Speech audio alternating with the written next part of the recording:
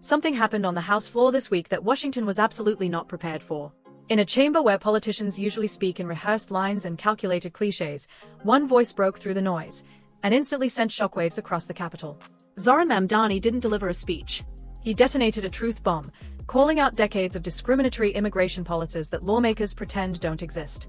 And within seconds, Congress erupted. Members whispered. Staffers froze. Cameras zoomed in.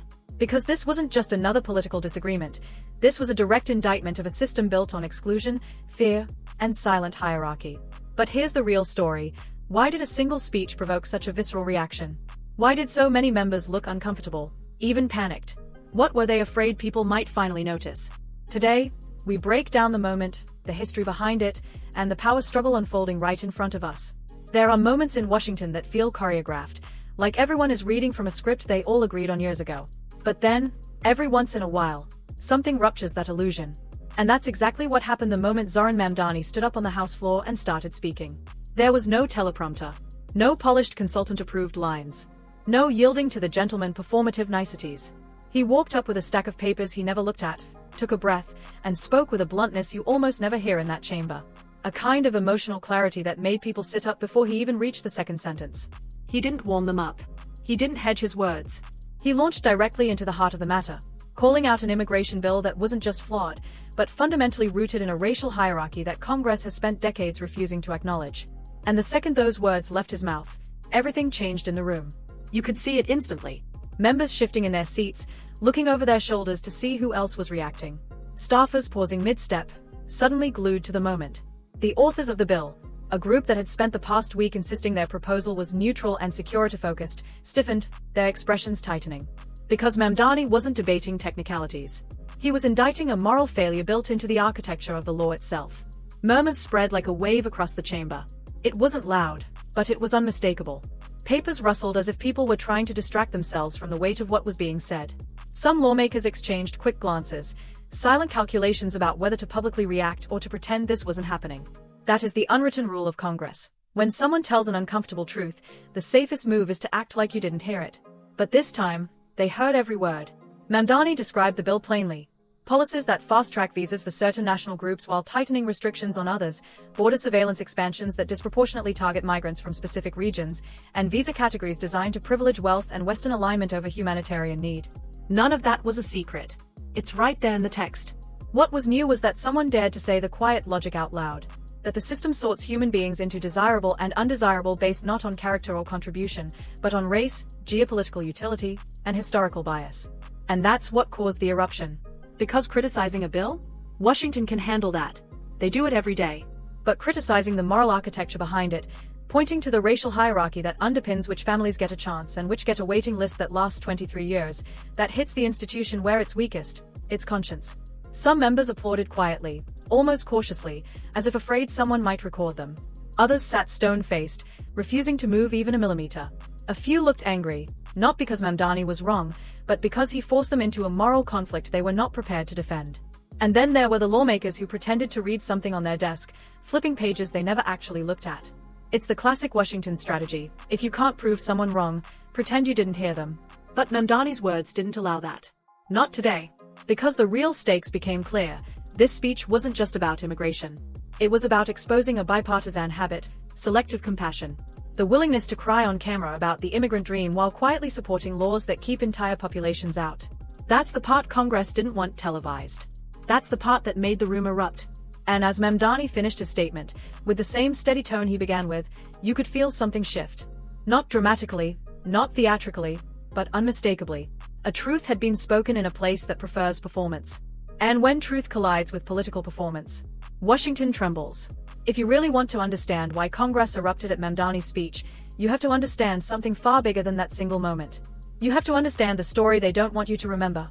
The long, unbroken history of how America built an immigration system on racial sorting, selective compassion, and bureaucratic gatekeeping.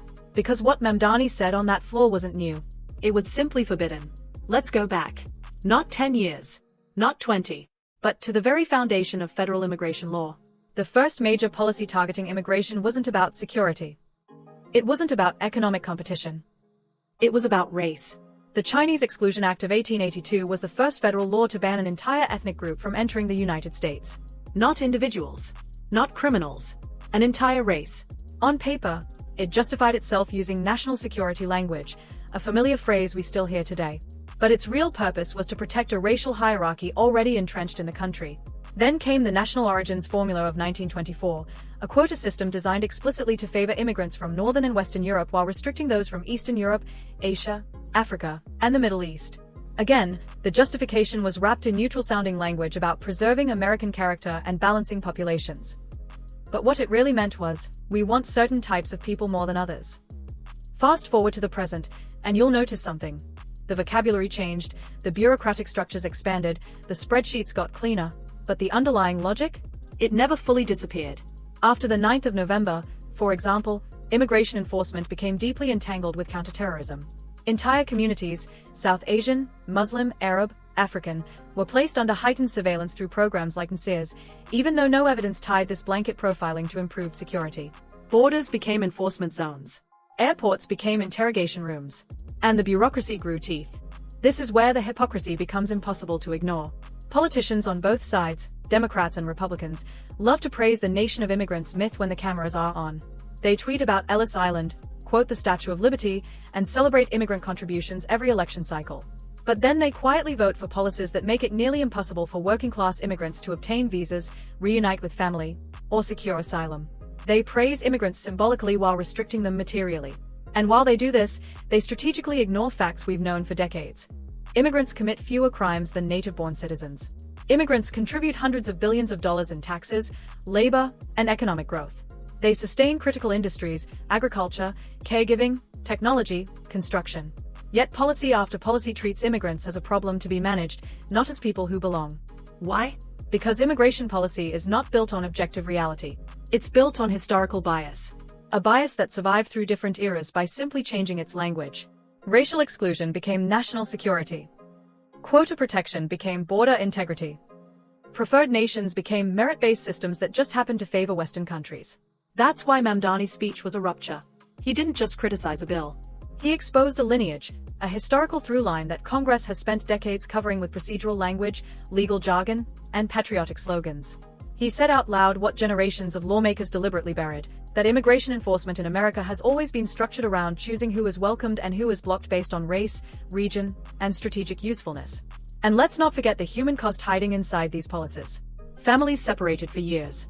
Refugees living in limbo waiting for a process designed to grind them down. Asylum seekers treated like criminals for fleeing danger. Children aging out of visa categories while bureaucrats lose paperwork. These aren't accidents. They are outcomes of a system designed to filter people, not help them. So when Mamdani spoke, Congress didn't erupt because the history was controversial. They erupted because the history was true. And acknowledging that truth forces them to confront their own role in maintaining it. If you look closely enough, immigration policy in America starts to make a lot more sense, not as a moral debate, not as a security crisis, but as a business model. A power structure. A marketplace where fear is currency, human beings are bargaining chips, and political careers are built on the illusion of protecting the border. And that's why Mamdani's speech was so dangerous to the people sitting in that room. Because he didn't just point out historical racism. He exposed the machinery, the quiet network of institutions and interests that profit from keeping the system broken. Let's start with the most obvious beneficiaries, private detention centers. Companies like GEO Group and CoreCivic make billions from detaining migrants. Not rehabilitating them, not helping them, detaining them. The longer the backlog, the more the profit. Every delay, every processing slowdown, every bureaucratic bottleneck translates into more filled beds. And guess what? These same companies donate heavily to politicians who promise tougher border policies. Not smarter policies, tougher ones. Policies that increase arrests, extend detention times, and funnel more bodies into their facilities. Then you have security contractors, the firms that build surveillance towers, sensors, drones, fencing. The border crisis has become their guaranteed revenue stream. Fear drives funding. Funding drives contracts. Contracts drive political loyalty. It's a perfect cycle, as long as the crisis never actually ends. Imagine if immigration were managed efficiently, humanely, or rationally. The contracts would dry up. And then, of course, there are the corporations that quietly rely on immigrant labor. Agriculture, construction, hospitality, tech, industries that depend on immigrants to function. These companies lobby for two contradictory things simultaneously. public rhetoric that keeps immigrants marginalized and afraid, and private loopholes that ensure a steady supply of low-wage labor. It's the oldest trick in American capitalism: create a scapegoat publicly, exploit the scapegoat privately. But the most sophisticated players in this power struggle are the political consultants and campaign strategists who have turned immigration fear into a winning electoral formula. Because fear mobilizes better than hope. They are coming to take your jobs works better than we need balanced reform. Border invasion tests better in polls than immigration modernization. It's ugly, but it's effective. And in Washington, effectiveness is everything. This is the irony Mamdani laid bare. The people who shout the loudest about immigrants stealing are backed by industries that depend on immigrants working silently, cheaply, and without rights. The people who claim the border is overrun know that migrant labor subsidizes the cost of food, childcare, and manufacturing. The crisis is the point. The instability is the point. The fear is the point. So when Mamdani stood up and called the bill racist, he wasn't attacking individual lawmakers, he was attacking the entire ecosystem that uses racial suspicion as its lifeblood. And that's why the reaction was so visceral. Because accusing a system of racism isn't just a moral critique, it's a direct strike at its legitimacy. If the public starts seeing the immigration system as selective, discriminatory, and profit-driven, then the entire justification for these policies collapses. Add to that another layer: the bipartisan don't ask, don't tell agreement about race and immigration. Republicans lean into fear. Democrats lean into symbolism. And both quietly maintain a structure that filters people based on where they are from, not who they are. Mamdani shattered that silent pact by saying the part neither party wants voters to hear, that immigration is designed to advantage some and disadvantage others.